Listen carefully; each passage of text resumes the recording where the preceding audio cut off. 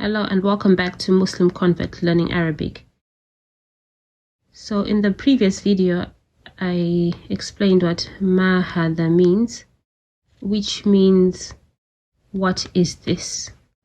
And this is an exercise which I've spoken about in the previous video about ma hada.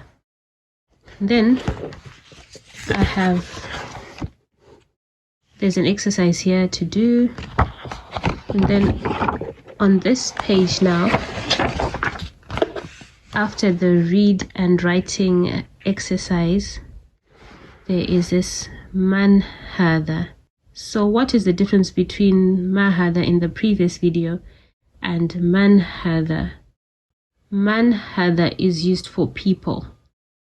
So like in this example, man hada. هذا طبيب. Who is this? This is a doctor. So ما هذا is for objects and man هذا is for people. Thanks for watching and see you in the next video.